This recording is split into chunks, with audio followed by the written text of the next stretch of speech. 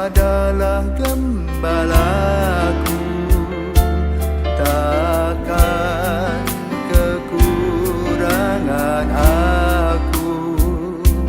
Dia membaringkan aku di padang berumput hijau. Saudara-saudari terkasih di dalam Kristus, selamat pagi. Salam jumpa lagi dalam Sabda Siap Saji. Jumat 18 Oktober 2024. Hari ini kita merayakan Pesta Santo Lukas, Rasul Pengarang Injil. Marilah berdoa dalam nama Bapa dan Putra dan Roh Kudus. Amin. Oh para Rasul mulia, Duta Raja yang kuasa, didikan guru utama yang mengatasi segala. Di Yerusalem surgawi penuh cahaya ilahi, kalian menjadi dasar bagi gereja yang benar. Kami rayakan pestamu, kami kenangkan jasamu sambil mengucapkan syukur atas pengorbanan luhur. Terpujilah Yesus Kristus yang sudah sudi mengutus Rasul yang dipilih Bapa, dipenuhi dengan rohnya. Amin. Marilah berdoa. Allah Bapa kami yang Maha Rahim, Engkau telah memilih Santo Lukas untuk mewartakan dengan lisan maupun tulisan rahasia cinta kasih-Mu terhadap kaum fakir miskin. Semoga kami semua bermegah atas nama-Mu dan bertegun sehati sejiwa, supaya semua bangsa melihat keselamatan-Mu. Dengan pengantaraan Tuhan kami Yesus Kristus Putra-Mu, yang hidup dan berkuasa bersama Dikau, dalam persatuan Roh Kudus Allah sepanjang segala masa. Amin. Tuhan bersamamu. Dan bersama rohmu. Inilah Injil Yesus Kristus menurut Lukas, dimuliakanlah Tuhan. Pada suatu hari Tuhan menunjuk 70 murid lalu mengutus mereka berdua-dua mendahulunya ke setiap kota dan tempat yang hendak dikunjunginya. Katanya kepada mereka, tuaian memang banyak tetapi sedikitlah pekerjanya. Karena itu mintalah kepada Tuhan yang punya tuaian supaya ia mengirimkan pekerja-pekerja untuk tuaian itu. Pergilah, camkanlah aku mengutus kamu seperti anak domba ke tengah-tengah serigala. Janganlah membawa pundi-pundi atau bekal atau kasut, dan janganlah memberi salam kepada siapapun selama dalam perjalanan. Kalau kamu memasuki suatu rumah, katakanlah lebih dahulu, damai sejahtera bagi rumah ini. Dan jika di situ ada orang yang layak menerima damai sejahtera, maka salammu itu akan tinggal di dalamnya. Tetapi jika tidak, salammu itu akan kembali kepadamu. Tinggallah dalam rumah itu, makan dan minumlah apa yang diberikan orang kepadamu, sebab seorang pekerja patut mendapat upahnya. Janganlah berpindah-pindah rumah. Jika kamu masuk ke dalam sebuah kota dan kamu diterima di situ, makanlah apa yang dihidangkan kepadamu dan sembuhkanlah orang-orang sakit yang ada di situ, dan katakanlah kepada mereka, kerajaan Allah sudah dekat padamu. Demikianlah sabda Tuhan. Terpujilah Kristus. Baik Romo,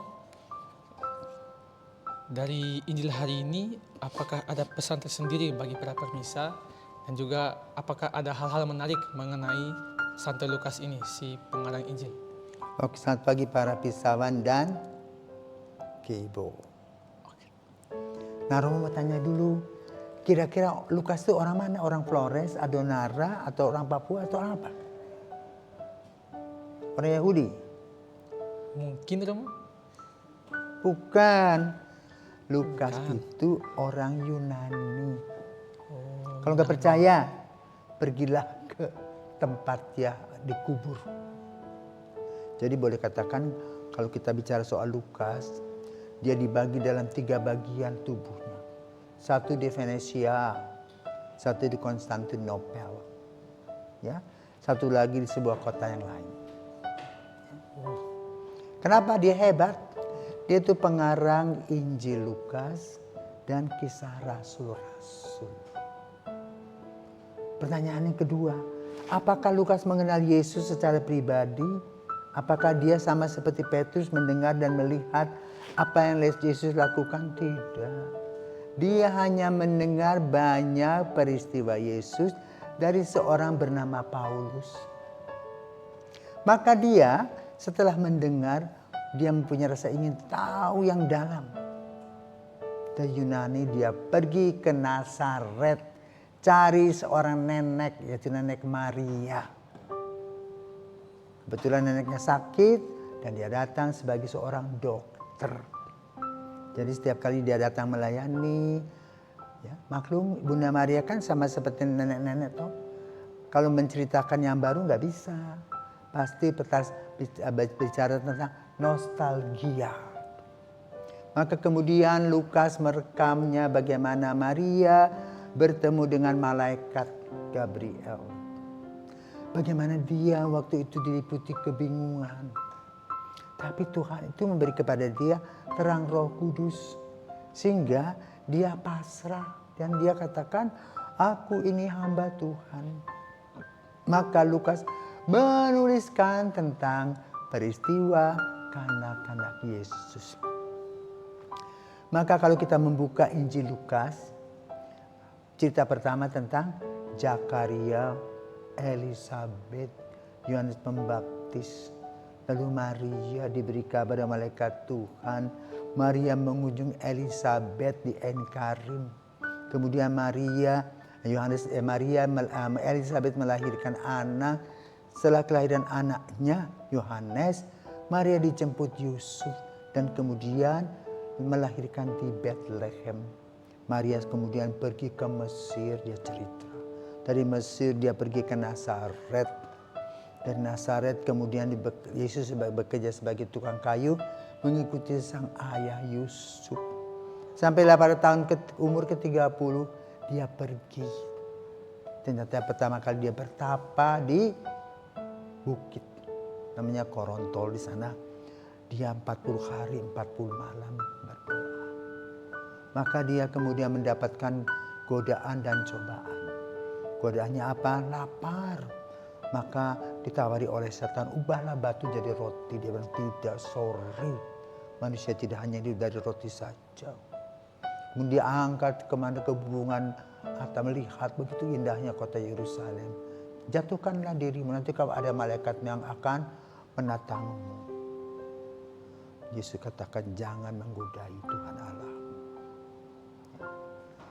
Dan lalu dalam perjalanan kemudian setelah itu dia dibaptis di Sungai Yordan.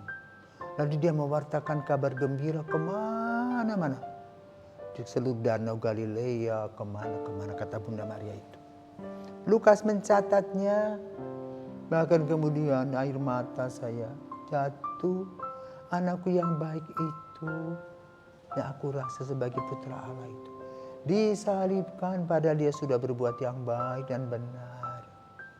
Tetapi dia bilang, ketika para muridnya lari, aku berdoa karena aku percaya sebagaimana aku pertama kali mendapat terang Roh Kudus, maka Roh Kudus juga menerangi diriku, memberikan kekuatan kepada para murid Yesus untuk kembali berkumpul.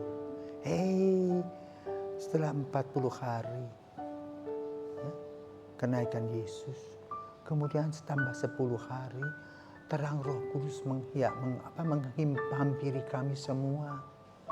Lalu ada lidah-lidah api. Nah, itu ditulis.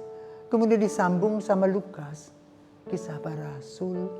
Maka dalam Kisah Para Rasul pengantarnya menuliskan begini, Theophilus yang mulia. Nanti kamu buka coba. Itu kemudian Lukas menceritakan tentang pemuridan pertama di mana murid-murid dikirim berdua-dua lalu masuk dalam penganiayaan. Saulus jadi Paulus. Bagaimana Saulus menceritakan kepadanya, selama 3 hari aku buta, aku kemudian ditolong oleh Petrus dan Barnabas. Maka kemudian aku berubah 180 derajat. Dari orang yang membenci Yesus menjadi orang sangat mencintai dia. Bahkan aku kemudian dipenggal, maka dipenggal katanya dikejar-kejar. Itu ditulis oleh Lukas. Ya. Maka kita bersyukur dengan Lukas, seorang Yunani yang pertama loh, bukan orang Yahudi. Kemudian dia juga mengalami kesulitan, ya. Umur sekitar 80-an, kemudian juga meninggal, dikuburkan. Dan kemudian buku yang ditulisnya itu dimasukkan dalam Injil yang kita baca saat ini. Itulah Lukas yang kita peringati pada hari ini. Dari pengalaman iman dia bisa menuliskan bagaimana relasinya dengan Kristus. Maka kita pun juga, kita tidak bertemu Yesus langsung seperti Petrus bersama-sama dengan Andreas berhadapan-hadapan dengan Yesus, tetapi kita mendengar kabar gembira dari orang lain dan bisa menerjemahkannya dalam hidup. Maka gereja bisa hidup sampai tahun 2000 ini. Kenapa? Setiap orang mempunyai relasi yang dekat dengan Kristus. Lukas tiba-tiba ingin menjadi pewarta dari orang kafir, kok bisa mencintai Kristus. Kenapa? Peranan Kristus sendiri yang memberikan kesempatan kepada setiap orang dan khususnya Lukas untuk menjadi pewarta kabar baik. Dan kita punya diundang untuk menjadi pewarta kabar baik. Itulah peringatan kita pada hari di mana kita memperingati Santo Lukas, pengarang Injil. Semoga kita boleh membaca Injil Lukas dan juga kemudian merenungkannya, menjalin relasi dengan Yesus yang erat, sehingga kita juga bisa menceritakan pengalaman pribadi antara aku dengan engkau.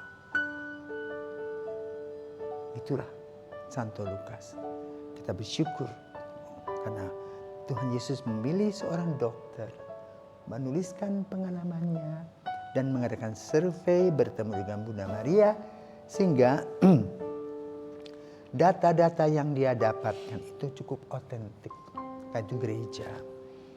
Dengan peristiwa pertemuan Maria dengan malaikat itu melahirkan doa Angelus yang kita doakan setiap hari. Jam 6, jam 12, dan 6 sore. Santo Lukas, doakanlah kami. Amin.